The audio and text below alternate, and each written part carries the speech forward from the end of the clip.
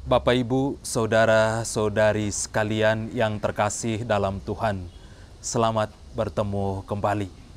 Senang rasanya bisa ada bersama saat ini. Kali ini saya mengajak kita semua untuk masuk dalam tema pertemuan ketiga KTKC APP 2021 Keuskupan Ruteng. Tema kita kali ini, Paroki Rumah Solidaritas.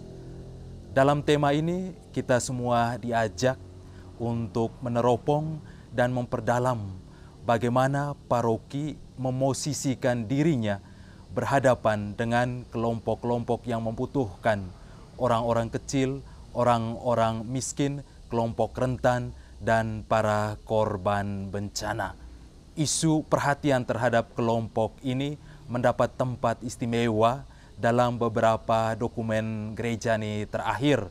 Kita sebut diantaranya dalam Fratelli Tutti, dalam instruksi kongregasi klerus, pertobatan pastoral komunitas paroki, dalam pelayanan misi evangelisasi gereja, dan juga dalam pesan Paus untuk Hari Orang Sakit Sedunia pada tahun 2021. Juga untuk menjawabi tema besar keuskupan kita pada tahun ini, tahun tata layanan pastoral kasih. Untuk membantu kita memperdalam isu ini, mari bersama-sama kita dengarkan cuplikan perbincangan berikut ini. Saat ini saya sedang berada bersama Bapak Anso dan saya ingin berbincang-bincang tentang gerakan solidaritas di parokinya. Salam jumpa Bapak Anso, apa kabar hari ini? Puji Tuhan, kabar baik Ibu Rosi. Bapak Anso, saya ingin bertanya, apakah di paroki Bapak punya program atau kegiatan untuk memperhatikan kelompok rentan seperti orang miskin dan korban bencana? Ya, kalau program seperti itu di paroki kami ada Ibu Rosi. Mungkin bisa ceritakan sedikit tentang itu. Baik Ibu Rosi, ada satu yang mau saya ceritakan, yaitu berkaitan dengan bantuan terhadap korban bencana alam, terutama yang berskala besar, yang terjadi pada tahun 2019 lalu, berupa banjir dan tanah longsor di beberapa wilayah di Kabupaten Manggarai Barat. Pada saat itu, paroki kami juga memberikan sumbangan terhadap para korban bencana, berupa uang, pakaian, dan juga sembako. Bagaimana sumbangan itu dikumpulkan? Sumbangan itu dikumpulkan ke paroki melalui seksi Karitas Paroki. Dan seksi ini bekerja sama dengan para pengurus di KBG. Dan para pengurus di KBG inilah yang memberikan informasi kepada umat di KBG berkaitan dengan bencana dan bantuan yang dibutuhkan. Selain itu, paroki kami juga memberikan informasi berkaitan dengan bencana ini melalui mimbar gereja pada saat perayaan Ekaristi. Dan sumbangan yang sudah terkumpul di KBG itu diberikan atau diserahkan ke seksi Karitas Paroki untuk selanjutnya diberikan ke Lembaga Karitas Keuskupan Ruteng. Jadi memang bertahap ya, mulai startnya awal selalu dari KBG nih. Ya, Bu. Terlepas dari itu semua, apakah Bapak sendiri terlibat dalam pengumpulan itu? Tentu saja saya terlibat Ibu Rosi. Apa yang mendorong Bapak untuk terlibat? Saya merasa bahwa para korban bencana adalah saudara-saudari saya. Mereka adalah keluarga saya. Dan apa yang saya lakukan merupakan ungkapan iman saya sebagai seorang Kristen. Dan ini semua adalah tanda kasih kepada sesama yang menderita.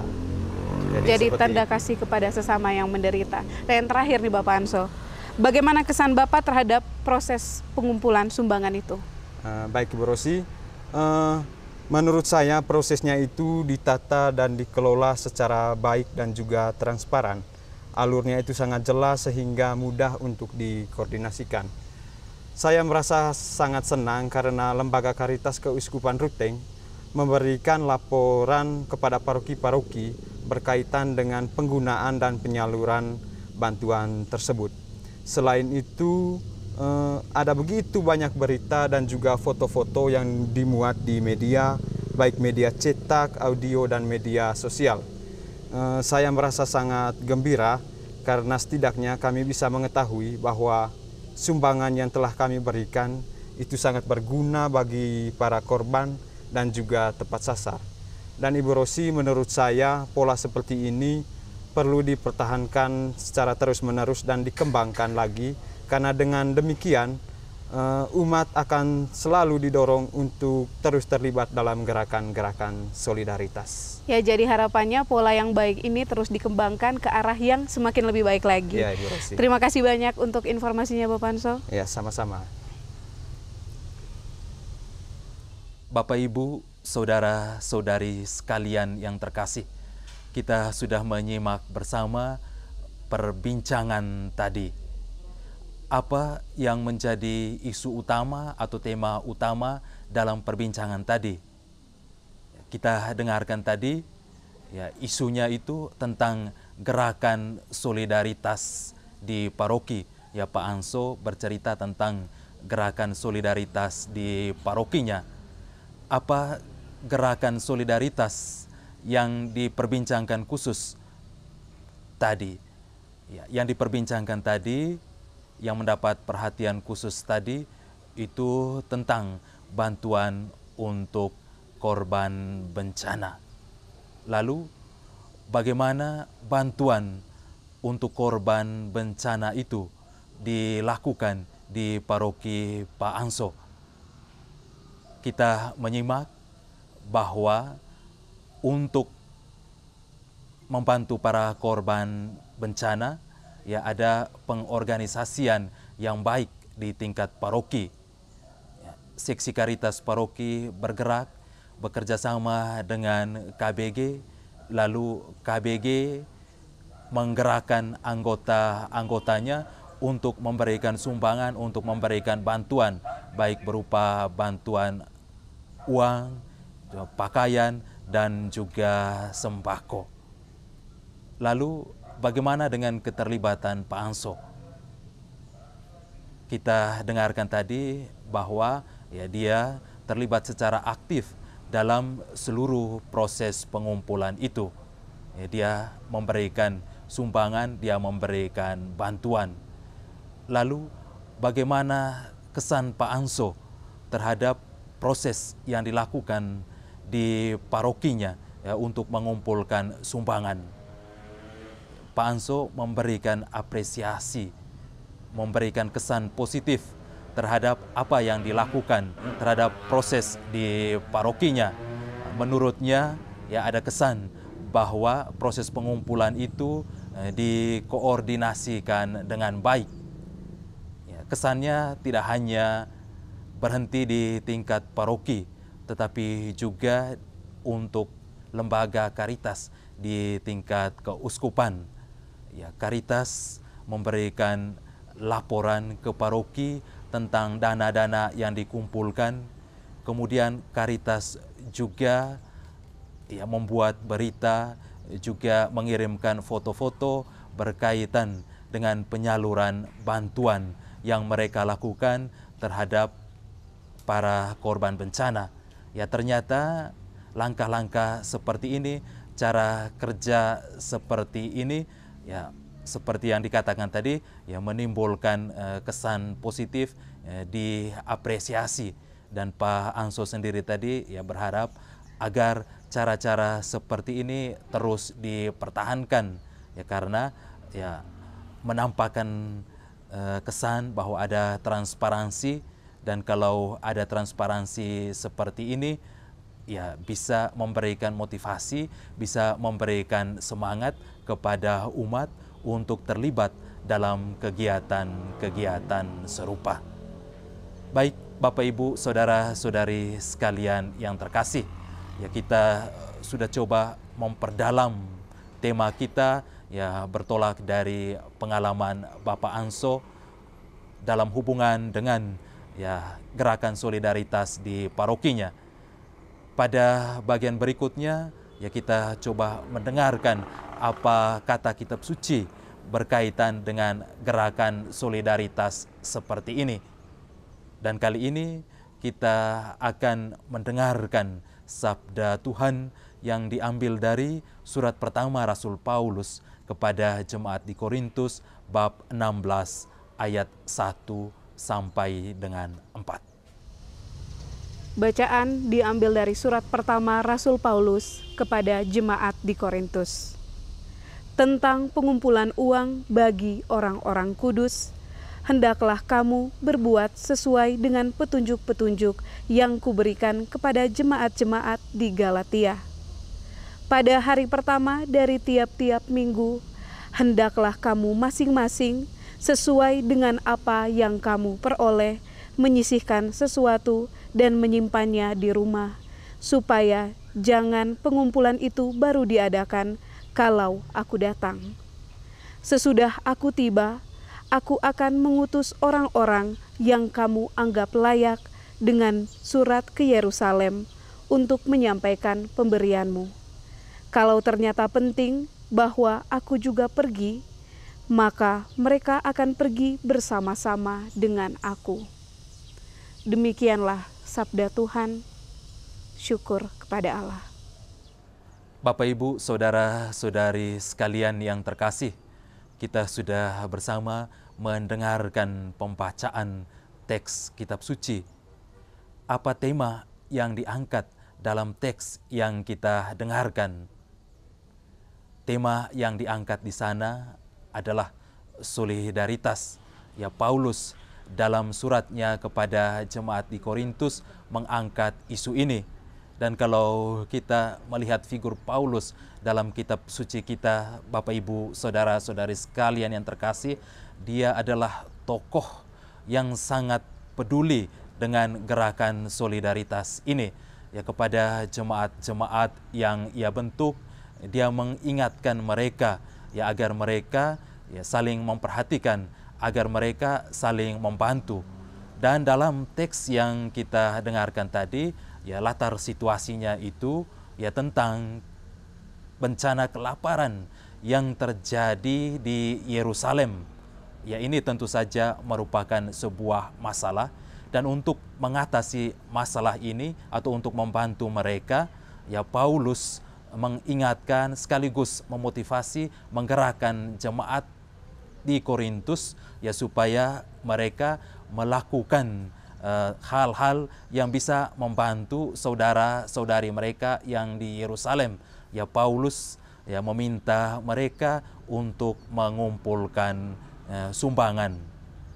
Lalu apa yang menarik dari proses pengumpulan sumbangan yang Paulus harapkan dilakukan oleh jemaat di Korintus? Kalau kita dengarkan tadi, Bapak, Ibu, saudara-saudari sekalian yang terkasih, yang menarik untuk saya, ya Paulus menyinggung dua hal penting. Yang pertama itu berkaitan dengan tata cara pengumpulan. Ya, kalau kita lihat tadi, ya dalam rumusan yang begitu singkat, dalam rumusan yang begitu sederhana, ya Paulus sudah merangkum beberapa hal penting dalam hubungan dengan bagaimana sumbangan itu dikumpulkan. Tadi kita dengarkan ya, berkaitan dengan waktu pengumpulan.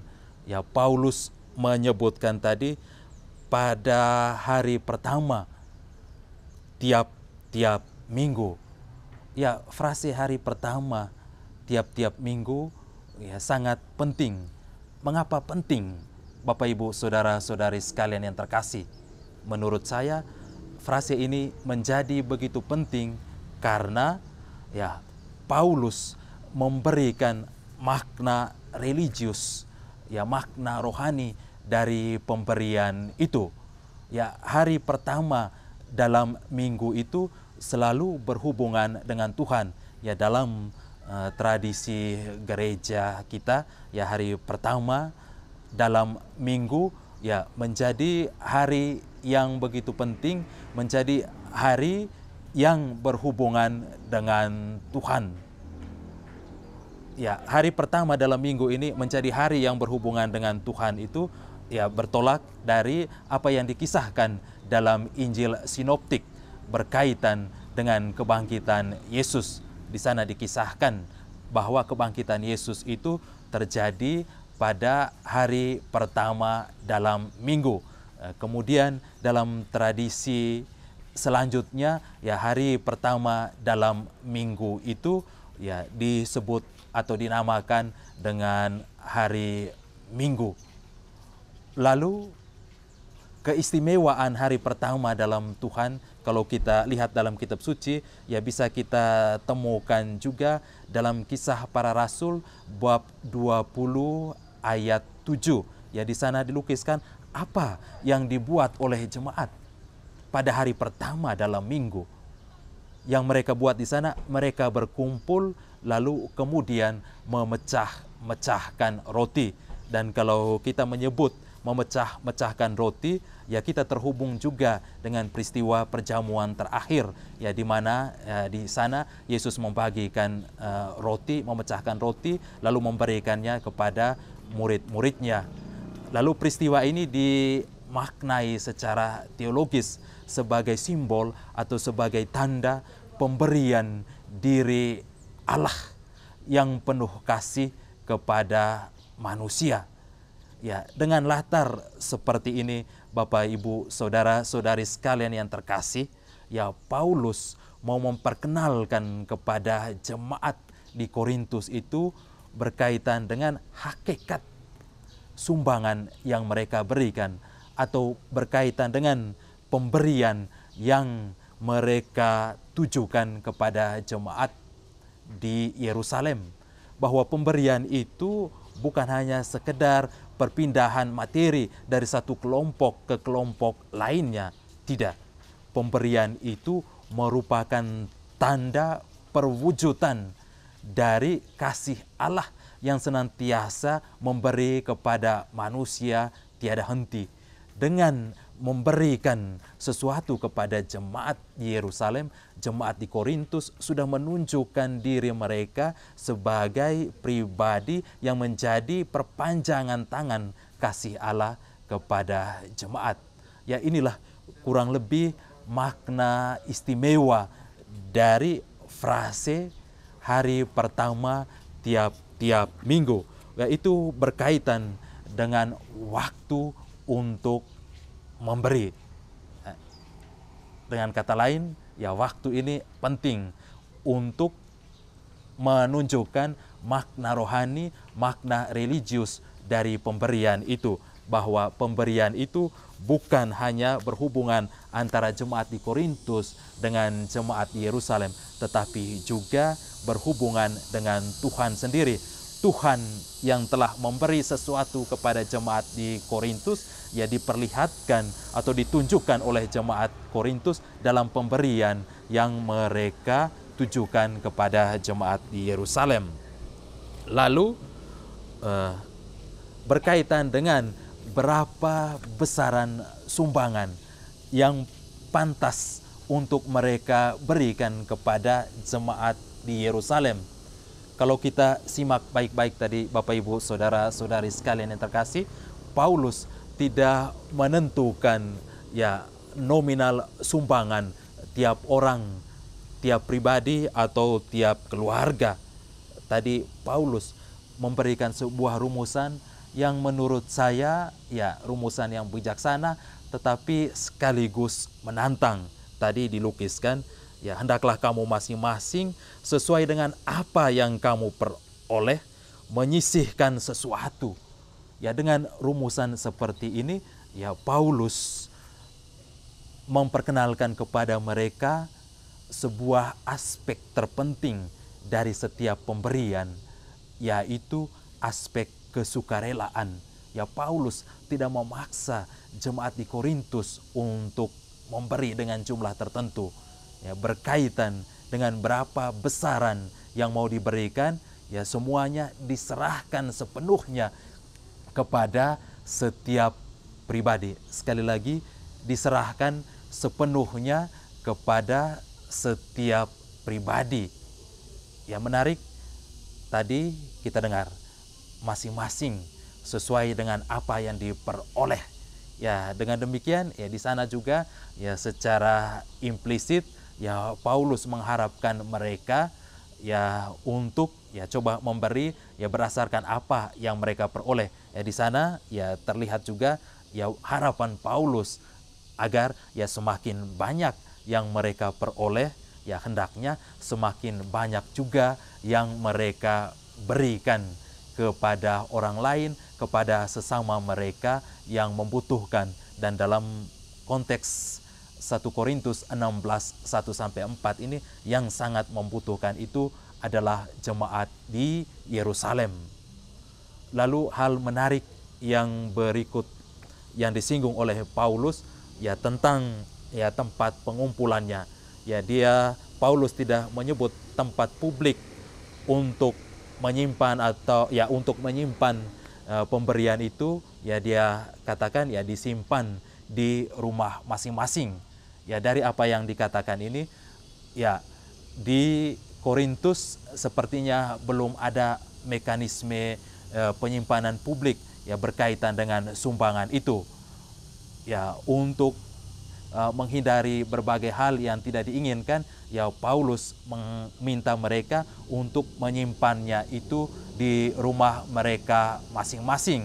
Lalu apa yang mereka simpan itu nanti ketika Paulus tiba di tengah mereka, ya baru diatur bersama, baru dikelola bersama. Ya itu kurang lebih ya berkaitan dengan tata cara pengumpulan sumbangan. Ya kepada jemaat di Korintus, Paulus sudah memperkenalkan sebuah mekanisme sederhana berkaitan dengan pengumpulan sumbangan itu. Itu hal menarik yang pertama. Lalu hal menarik yang kedua itu berkaitan dengan tata cara penyaluran bantuan atau sumbangan itu kepada jemaat di Yerusalem. Ya tadi kita dengarkan apa yang dikatakan oleh Paulus. Sesudah aku tiba, aku akan mengutus orang-orang yang kamu anggap layak dengan surat ke Yerusalem untuk menyampaikan pemberianmu. Ya, menariknya di sini, Bapak Ibu, saudara-saudari sekalian yang terkasih, ketika berbicara tentang penyaluran sumbangan, ya Paulus melibatkan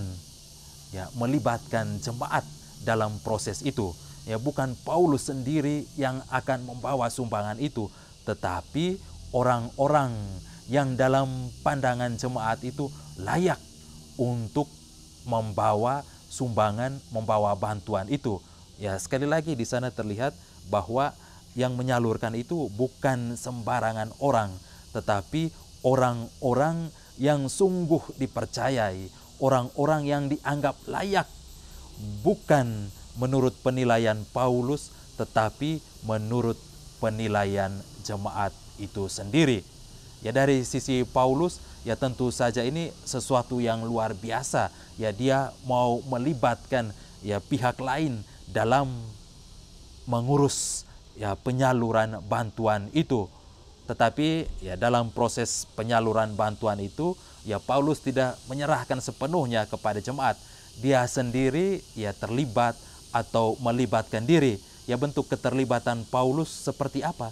Bentuk keterlibatan Paulus dalam suratnya ini ya dengan memberikan surat rekomendasi kepada para utusan itu. Ya kalau kita kembali dalam konteks masyarakat saat Paulus hidup, ya pemberian surat rekomendasi itu sangat penting ya untuk meyakinkan kelompok yang dituju ini bahwa orang-orang yang datang ini bukanlah orang-orang yang sembarangan. Lalu Bapak Ibu saudara-saudari sekalian yang terkasih, kalau kita simak tadi orang-orang yang diutus ke Yerusalem itu terdiri dari ya boleh kita katakan satu tim atau satu kelompok. Ya mengapa sampai Paulus mengirimkan lebih dari satu orang untuk menyalurkan sumbangan ini kepada jemaat di Yerusalem? Ya pertama ada yang melihatnya ini dari segi alasan praktis. Ya pada masa-masa itu ya sumbangan terutama yang kita sebut berupa uang itu ya dalam bentuk koin-koin.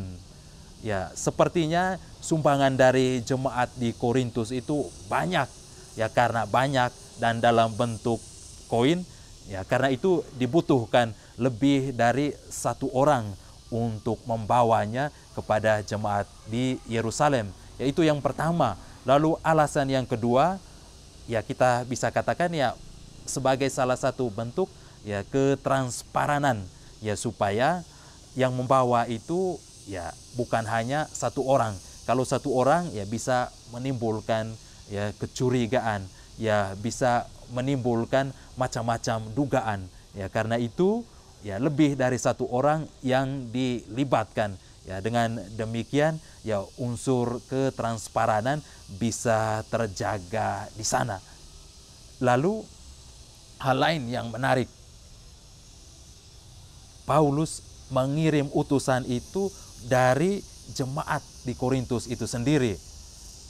Ini menjadi menarik dalam konteks atau dalam hubungan relasi antara jemaat. Ya ketika orang Korintus sendiri yang pergi bertemu dan menjumpai jemaat di Yerusalem, di sana jemaat Yerusalem akan mendapatkan sebuah gambaran baru tentang relasi antara jemaat, bahwa ada kesatuan antara mereka dengan jemaat di Korintus. Walaupun secara geografis mereka tinggal di tempat yang berbeda, tetapi dalam Tuhan mereka adalah satu. Jemaat di Korintus adalah saudara-saudari mereka.